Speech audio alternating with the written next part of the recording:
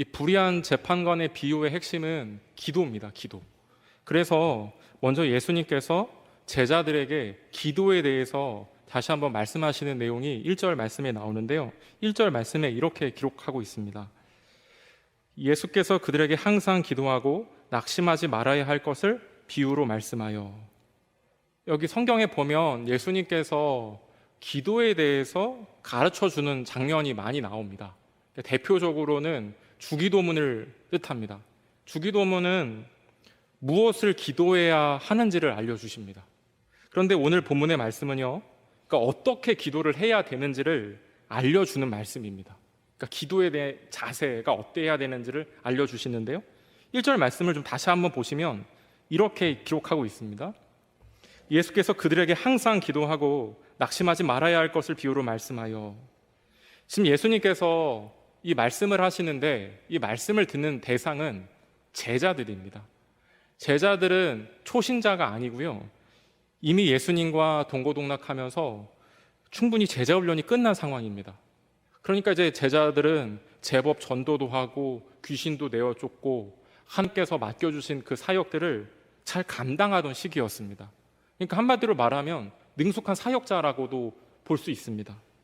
그 제자들에게 예수님께서요, 다시 한번 기도에 대해서 말씀하시는데 어떤 기도에 대해서 말씀하시냐면 1절에 보면 항상 기도하고, 그러니까 항상 기도할 것을 말씀을 하십니다. 아마도 예수님 눈에는 항상 기도하지 않았던 그 제자들의 모습이 보였던 것 같습니다. 이미 예수님 앞에 3년 정도 배웠고 그래서 이제 제법 능숙한 사역자가 되었으니까 기도 없이도 무슨 일을 하는 모습이 예수님 앞에 이제 포착이 된 겁니다. 이제 그래서 예수님이 제자들에게 알려주는 겁니다. 기도는 항상 하는 거다. 기도는 항상 하는 거다. 오늘 예배 나오는 저와 성도님들은 어떤 일이 생겨도, 무슨 일을 만나도 어디서든지 기도하고 계시지요? 다시 한번 물어보겠습니다. 어떤 일이 생겨도, 무슨 일을 만나도 어디서든지 기도하고 계시죠? 네, 네. 아멘인 줄로 믿습니다. 그 월요일 날 갑자기 집에 있는데요, 전화가 왔어요. 핸드폰으로. 여론조사 하는 걸 전화 왔더라고요. 보통 여론조사 오면 스팸이라고 해서 안 받는데 실수로 그걸 이제 눌러서 받게 됐습니다. 근데 갑자기 안 의원이 얘기를 하더라고요. 커피 쿠폰을 줄 테니까 여론조사를 해달라는 겁니다. 그래가지고 안 할까 하다가 했는데 그 여론조사가 정신과 문화에 대한 여론조사였어요. 그래서 커피 쿠폰 준다고 하니까 그냥 보기 듣고 그냥 선택하면 되겠다 싶어가지고 하나 두 개씩 선택하며 나아가는데 갑자기 안 의원이요, 그렇게 물어보는 거예요. 기도를 얼만큼 하시냐고. 보기가 있습니다. 1번은 하루에 2-3번, 2번은 일주일에 1번, 3번은 한 달에 1번, 4번은 1년에 1번. 그러니까 특별한 날입니다. 그래서 저는 제가 종교인이라는 거를 드러내고 싶지 않으니까 무심코 2번이라고 했어요. 그러니까 안내원이 그냥 이렇게 끄덕끄덕 거리는데요, 그 이야기를 듣고 있던 같이 사는 분이 동공이 흔들리더라고요. 동공이. 그 새벽 예배 가는데 자는 거냐? 아닌데, 그러니까 그러니까 안내원은 아무렇지 않은데 같이 사는 사람은 일주일에 기도한다? 한 번 기도한다? 그 문제가 있는 겁니다. 그래가지고요, 그 이후에 무심코 대답했다가 옥신각신했습니다. 기도를 어떻게 하고 있는지 나눴는데요. 그러니까 기도는요, 항상 하는 거라는 거예요. 항상. 그런데 3년 동안 제자 훈련을 받으면서 이 제자들이 체질이 되어야 되는데 아직 그렇게 되지 않았다라는 거예요. 복음서에 보면 예수님이 새벽 이른 미명에 항상 기도하러 가셨습니다. 그러니까 항상 그 기도하는 모습을 예수님께서는요, 삶의 본으로 나타내셨어요. 특별히 구약에서, 성경에서 항상 기도하는 선지자가 누구일까요? 아마 다니엘 선지자가 좀 생각이 납니다. 다니엘서 6장 10절 말씀에 보면 이런 말씀이 있습니다. 전에 하던 대로 하루에 3번씩 무릎을 꿇고 기도하며 그의 하나님께 감사하였더라.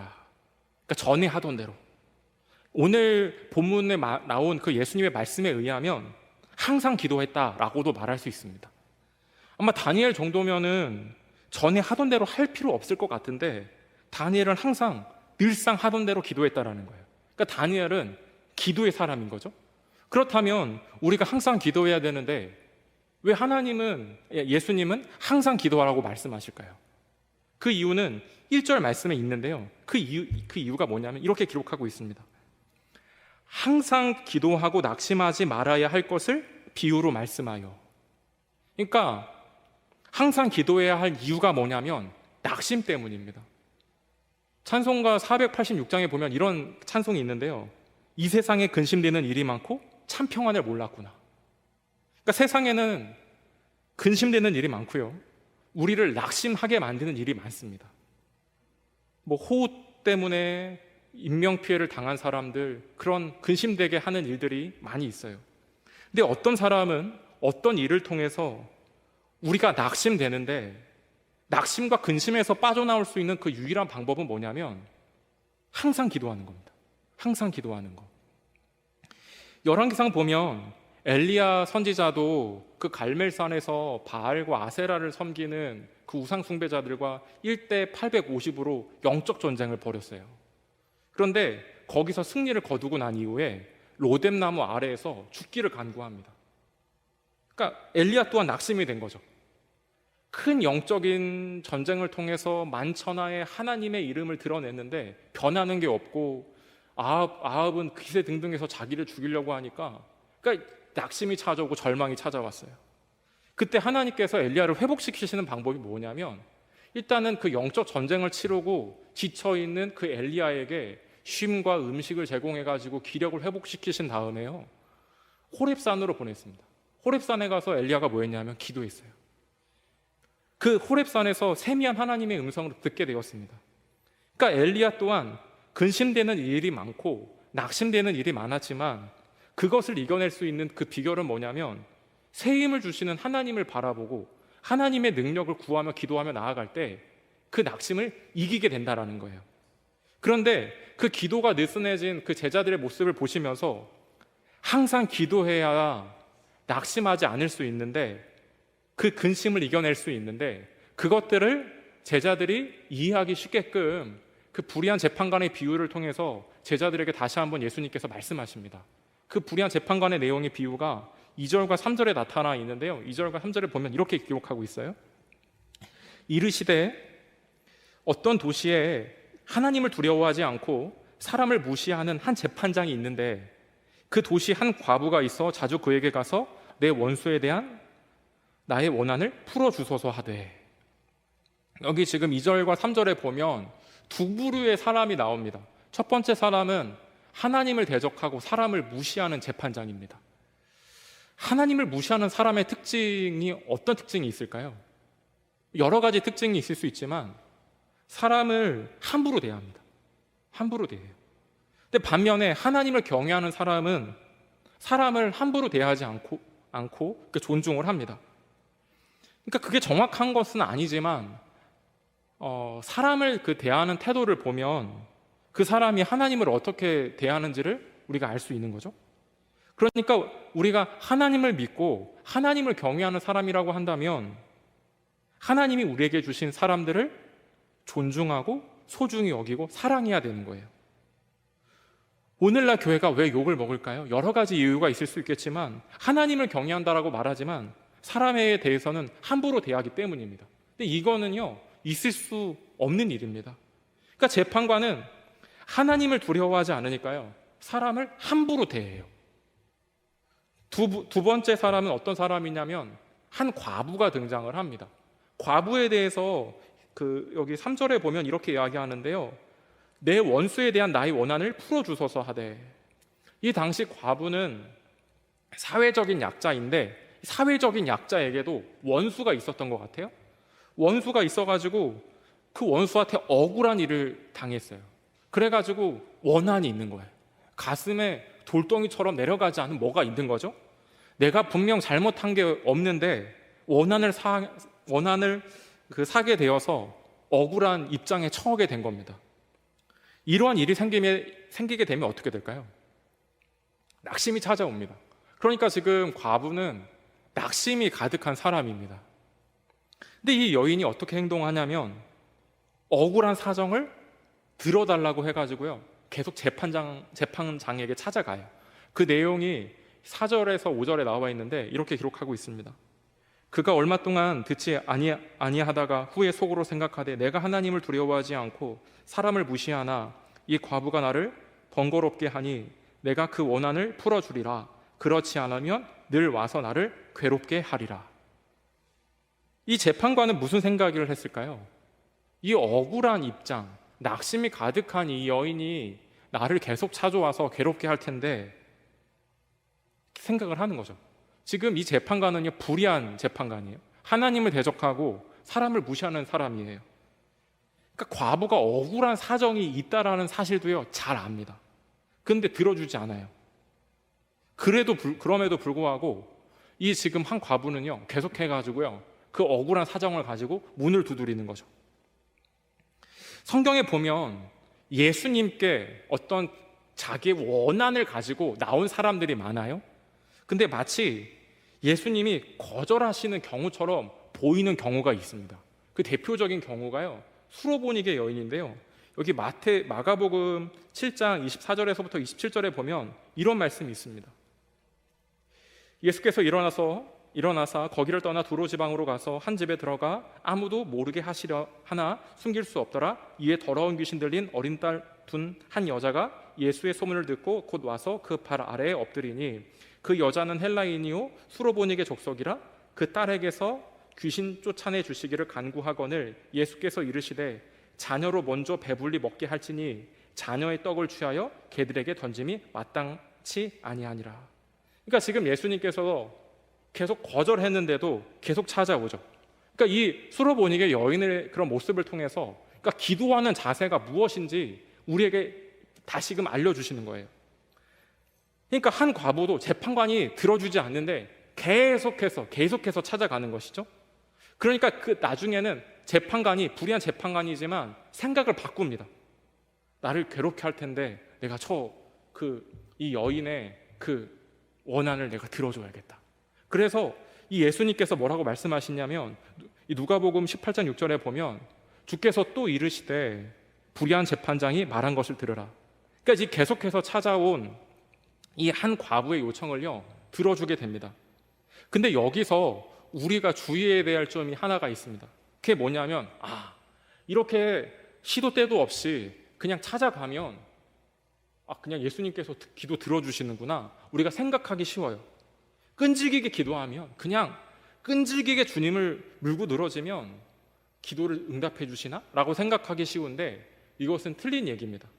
그러니까 한 과부의 기도 제목을 보면 어떤 기도 제목이 있냐면 원한이 있는 거예요. 그러니까 억울한 일을 가지고 나아가는 거예요. 그러니까 재판관이라면 당연히 그 들어주어야 할 내용을 가지고 나아간 거예요. 근데 만약에 억울한 일이 아니면요 큰 화를 당할 일인 것이죠. 그러니까 중요한 점은 마땅히 들어주어야 할 그 기도 제목을 가지고 자신의 소원을 가지고요 문을 두드린 거예요. 만약 우리가 하나님 아버지께 기도하러 나아갈 때 정직한 기도, 그 드려야 할 기도 제목을 가지고 왔다면 계속해서 찾고 두드리라는 거예요. 이것은 중요하다라는 것들을 예수님께서 우리에게 말씀해 주시는 것이죠. 그러니까 바른 기도 제목을 가지고 예수님 앞에 나아가는 것이 중요하다. 이것이 이 한 과부의 기도를 통해서 우리가 배우게 되는 그 기도의 모습입니다.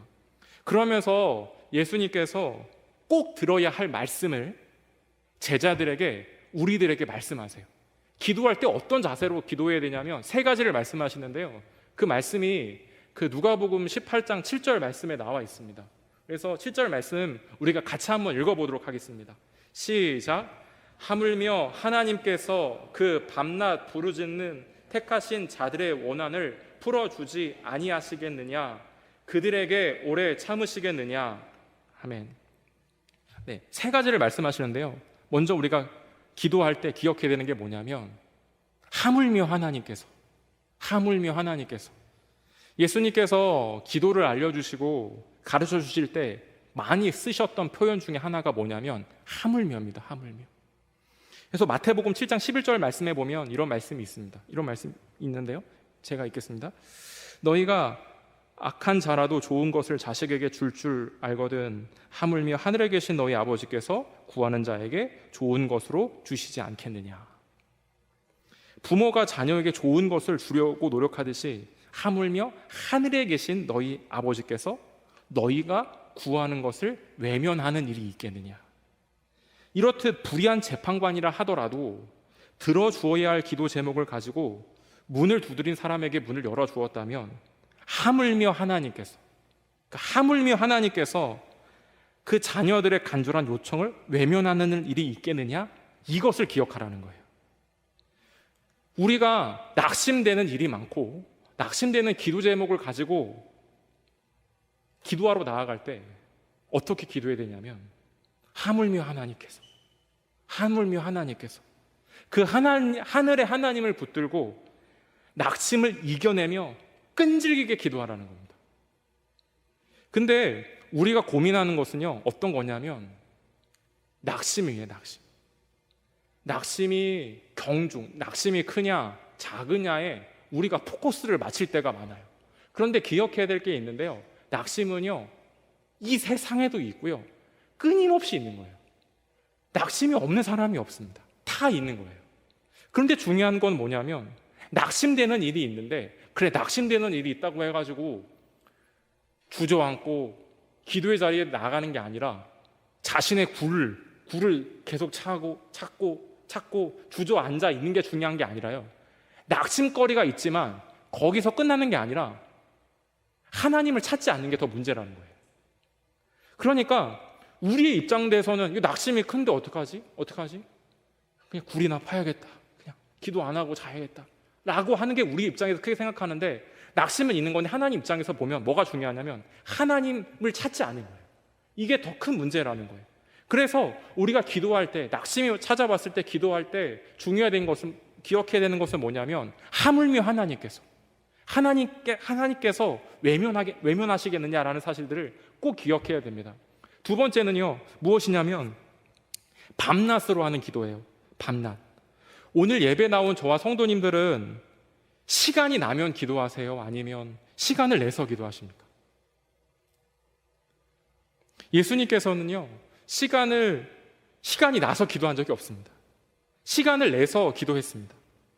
밤낮으로 기도하고 항상 기도하기 위해서, 그러니까 모든 초점을요 하나님께 초점을 맞추고 기도 모드로 세상을 살아갔습니다.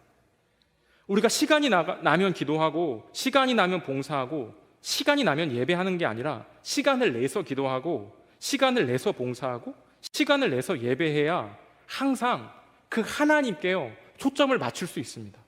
아니면은요 끌려다니게 돼 있어요. 그냥 상황에 끌려다니고 조건에 끌려다니게 되어 있어요. 그러니까 우리의 기도를 들어주시는 그 하나님 아버지가 있다라는 사실들을 늘 기억하시고 아버지께 초점을 맞추며 나아가는 저와 성도님들 되시기를 바랍니다. 그렇다면 밤낮으로 기도한다라는 것은 무엇이냐면 내가 절실함이 있는 거예요. 왜 밤낮으로 기도할까요? 밤에도 잠을 이루지 못하는 거예요. 어떤 사건 때문에, 사람 때문에 잠을 못 이루는 것이죠. 그런데 사람과 일을 묵상하는 것이 아니라 하물며 하나님께서 그 하나님을 묵상해야 되는 거예요. 그러면 그 근심거리가 기도거리로 바뀌게 되는 것이죠. 그래서 예수님은 밤낮으로, 그러니까 항상 기도해야 될 것을 말씀을 하십니다. 또한 세 번째로 기억해야 되는 것은 뭐냐면 부르짖는 기도예요. 부르짖는 기도. 골방에서 주님의 세비한 음성을 듣는 침묵 기도도 있는데요, 거기서 멈춰서는 안 되고 원한이 있을 때는 입을 열어서 크게 부르짖는 기도도 필요합니다. 그러니까 강청 기도라고 하죠. 주님이 귀가 안 들려가지고요 크게 부르짖는 기도가 아니라 그만큼 간절함, 절실함 있게 부르짖어야 된다는 거예요. 그러니까 지금 여인처럼 답답한 마음이 있다면 강청해서 기도해야 된다는 것이죠. 이것을 여기 바디메오가 잘 보여주는데요, 그 마가복음 10장 47절부터 보면 이런 말씀이 있습니다. 나사렛 예수시란 말을 듣고 소리질러 이르되 다윗의 자손 예수여 나를 불쌍히 여기소서 하거늘 또는 50절에 보면 맹인이 겉옷을 내버리고 뛰어 일어나 예수께 나아오거늘 예수께서 말씀하여 이르시되 내가 무엇을 하여 주기를 원하느냐 맹인이 이르되 선생님이여 보기를 원하나이다. 예수께서 이르시되 내 믿음이 너를 구원하였느니라 하시니 그가 곧 보게 되어 예수를 길에서 따르니라. 여기 바디메오의 이야기인데요, 내 믿음이 너를 구원했다. 간절하고 딱한 상태에서 목소리 높여서 주님 앞에 외쳤습니다. 그러니까 오늘 그 7절에 나온 표현처럼 그러니까 부르짖는 기도로 주님께 부르짖는 거예요. 그러니까 이런 기도의 모습을 보시고 예수님께서 너희의 믿음을 보였다? 그러니까 부르짖는 것을 통해서 그 믿음이 보였다라는 겁니다. 그러니까 너희 믿음을 보았다라고 하는 것이 믿음 없이는 부르짖기 힘든 것을 보여주는 거예요. 그러니까 하나님에 대한 믿음이 없이는 기도하기 힘들고 기도할 때도 부르짖기 힘듭니다. 그러니까 목소리 높여서 기도하는 그 바디메오를 보면서 많은 사람들, 심지어 제자들까지도 조용히 하라고 하는데요, 근데 예수님은 그 귀한 모습을 칭찬하시고 이제 응답을 하시는 것이죠. 그러니까 다시 정리해서 말씀을 드리면, 그러니까 예수님께서 제자들에게 뭘 말씀하시냐면 이거 말씀하는 거예요. 우리에게는 기도를 들어주시는 좋으신 하나님이 있다. 하물며 하나님께서 하시는 거예요. 그리고 늘 밤낮으로 항상 기도해야 된다. 더 나아가서 간절함과 절실함은 가진 기도가 필요하다. 그러니까 우리의 상황이 절실하다면 그만큼 간절한 기도가 필요한 거죠. 근데 절실한 상황이긴 한데 간절함을 잊어버린 건 아닌지 지적을 하고 계신 거예요. 그러면서 예수님께서 이 비유의 마지막에 이 8절에서 이렇게 말씀을 하세요. 이 8절 말씀에 보면 이렇게 이야기합니다. 내가 너희에게 이르노니 속히 그 원한을 풀어주시리라. 그러나 인자가 올 때에 세상에서 믿음을 보겠느냐 하시니라. 이 비유에 대한 말씀의 결론으로 뜬금없이 인자가 올 때 세상에서 믿음을 보겠느냐, 기도 얘기를 하시다가요, 항상 기도해야 되고 밤낮으로 기도해야 되고 간절함 가지고 기도해야 되게 하시다가 뜬금없이 믿음에 대한 이야기로 넘어갑니다.